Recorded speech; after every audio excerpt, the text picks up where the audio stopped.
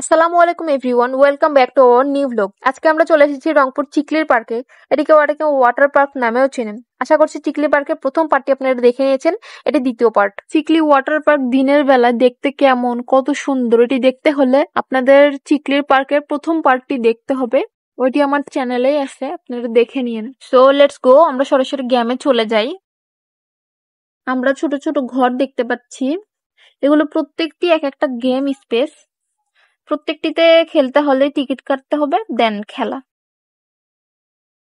ভাইয়া তো খেলায় নেমেই পড়েছে। এই গেমটাতে 500 উঠাতে পারলে দেন গিফট, নয়তো কোনো গিফট নেই।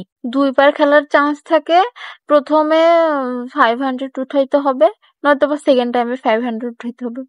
তো ভাইয়া প্রথমেও 500 উঠাতে পারেনি। ভাইয়ার প্রথমে আসছিল 465, দেন সেকেন্ড টাইমও 465 আসছিল।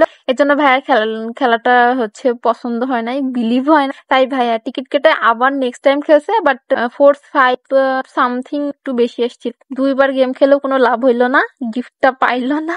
আমরা আবার ভিতরে চলে এসেছি, বাবু ওর ফুপির কাছে ছিল।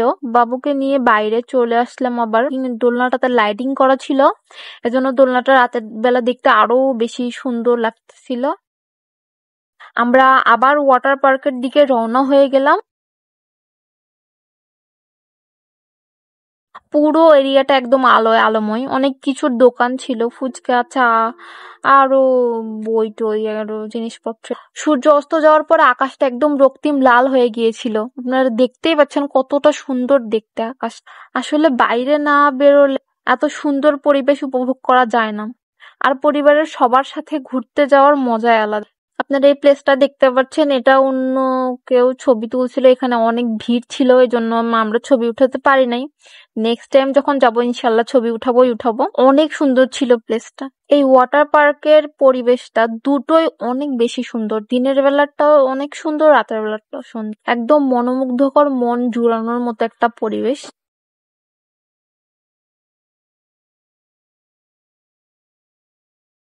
দূর থেকে দোলনাটাকে কত সুন্দর দেখাচ্ছে। রাতের বেলা সবচেয়ে সুন্দর দৃশ্য হলো এই গাছে টাঙানো বাল্বগুলো। পুকুরের পাশে গাছে টাঙানো বাল্বগুলো দেখতে এতটা সুন্দর, যা বলে বোঝানোর মতো না।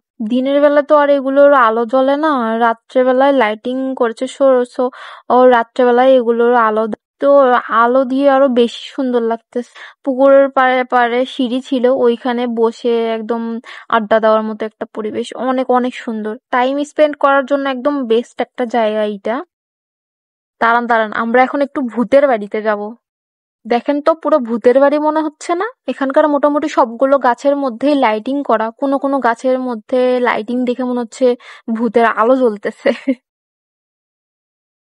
আমরা ওয়াটার পার্কের ভিতরে ঢুকছি। ভাইরে ভাই, কি যে সুন্দর, পুরো আলোয় আলোময়।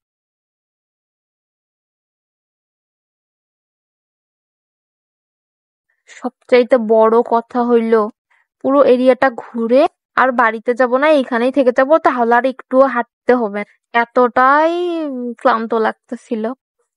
ঝর্ণাটা দেখেন কত সুন্দর, রাতের বেলা আরো বেশি সুন্দর লাগতেছে।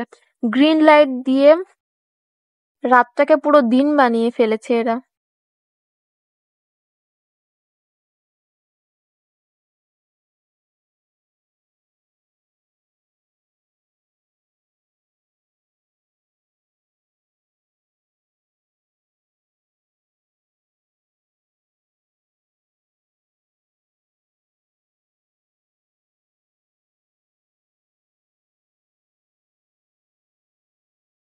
এই রেস্টুরেন্ট গুলোর গ্লাসের পেইন্টিং গুলো আমার বেশি ভালো লেগেছে, এক কথায় অসাধারণ। আমরা রাইডে যেখানে ওঠে সেই জায়গাতে একটু ঘুরতেছি। এইখানে আসলে আপনি যে কোনো রাইডে উঠতে পারবেন। রাতের বেলা তো আমরা রাইডে উঠবো না, এই জন্য একটু দেখেই চলে যাব। আর একদম ক্লান্ত লাগতেছিল, আর ঘুরতে ইচ্ছে করতেছিল না। আমার এনার্জি তো পুরো শেষ হয়ে গেছিল, কিন্তু আমার ছেলের এনার্জি ধীরে ধীরে বাড়তেছিল।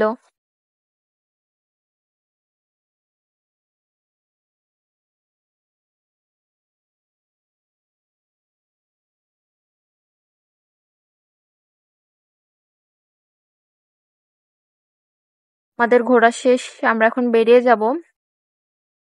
আমার ভিডিওটি ভালো লাগলে শেয়ার করবেন, লাইক দিবেন, আমাদেরকে সাপোর্ট করবেন।